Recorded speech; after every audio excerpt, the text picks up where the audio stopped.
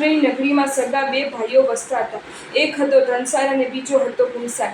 બંનેની પત્નીના નામ હતા ધનવતી અને કાલી. કાલી બહારથી ઉજળી હતી પણ અંદરથી કાળી હતી. એને પતિના કાન ભંભેરીને પોતાના જેઠ ધનસારને ઘર બહાર કાઢાવ્યો. ધનસારે નવું ઘર લીધું પણ ભાગ્ય પરવડી ગયું હોવાથી સાવ નિર્ધન થઈ ગયો. છતાં એણે પરમાત્માની પૂજા ભક્તિ તો ચાલુ જ રાખી હતી. ત્યારે નાના ભાઈને ત્યાં દિન પ્રતિદિન લક્ષ્મી વધવા જ લાગી. કાલીના અંતરમાં ઈર્ષ્યા અને અભિમાન પણ વધવા લાગ્યું. એકવાર મંદિર બંધાવે તેવા શેઠની શોધમાં નીકળેલા કોક શિલ્પીઓ પેલી કાલીના ઘેર પહોંચી ગયા. કાલીને કહ્યું કે તમારે ત્યાં અગણિત લક્ષ્મી છે, આપ મંદિર બંધાવો. ત્યારે ઈર્ષ્યાથી ખદબદતી કાલીએ મશ્કરી કરતા જવાબ આપ્યો કે મારે તો આટલી શક્તિ નથી, પણ અમારા જેઠ ધનસર ઘણા જ શ્રીમંત છે, તેમને મળો. એ મોટા મોટા ડેરા બંધાવે તેવા છે. આજાણ શિલ્પીઓ ધનસારના ઘેર આવ્યા. ધનવતીએ તેમને આવકાર્યા, જમાડ્યા અને પતિ દુકાનેથી આવે ત્યાં સુધી રોકી રાખ્યા. બપોરે જમવાનો સમય થતાં ધનસાર ઘરે આવ્યા. પત્નીએ કહ્યું કે મારી દેરાણી કાલીએ આપની પાસે આ શિલ્પીઓને મોકલ્યા છે. આપ મોટા ડેરા બનાવો તેવા શ્રીમંત છો એમ કહીને મોકલ્યા છે. હવે આપ વિચારી લો શું જવાબ આપવો છે. ધનસાર કહે, જો આપણી પાસે ધન તો નથી, પણ તારા ઘરેણાં પડ્યા છે.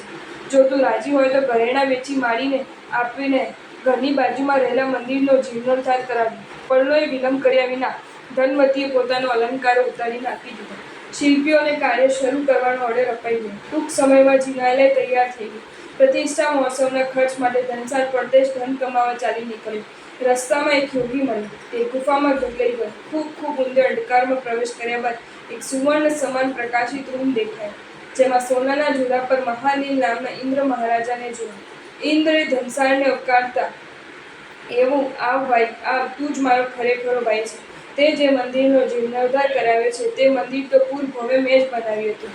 હું ત્યારે રાજગૃહના જિલ્લાસ નામનો વેપારી હતો. પ્રભુ ભક્તિના પ્રભાવે હું વ્યતરંદ્ર થયો છું. કાલના ઝપાટામાં જીર્ણ થઈ ગયેલા મારા મંદિરને તે પુનઃ સજીવન કર્યું છે. તે બદલ આ રત્નોની પોટલી તને ભેટ કરું છું. આટલું કહીને ઇન્દ્રે રત્નોની પોટલી હાથમાં આપીને એક જ મિનિટમાં દેવે ધનસારને ઉપાડીને પોતાના ઘર આંગણે મૂકી દીધો. ધનસારે દેવે આપેલા રત્નોમાંથી પ્રતિષ્ઠા મહોત્સવ ઉજવ્યો અને પહેરામણીના અવસરે કાળીને તેડાવીને રત્નોથી જડેલી સુવર્ણની જીભ ભેટ આપી. શ્રી સંઘના લોકોએ પૂછ્યું કે આ આડું બોલનારી કાલીને રત્નજડિત સુવર્ણ જીવવાની ભેટ શા માટે? ત્યારે ધનસારે કહ્યું, જો કાળી ના હોત તો હું જીર્ણોદ્ધાર કાર્ય જ કરી ન શક્યો. બધો પુણ્ય પ્રભાવ કાલીની જબાનનો છે, માટે સોનાની જીભ ભેટ. જો તમને આ વિડીયો ગમ્યો હોય તો આ વિડીયોને લાઇક કરો અને શેર કરો, અને આવા જ નવા વિડીયો જોવા માટે જૈન ફેક્ટ્સ એન્ડ સ્ટોરીઝની ચેનલને સબસ્ક્રાઈબ કરો. ધન્યવાદ.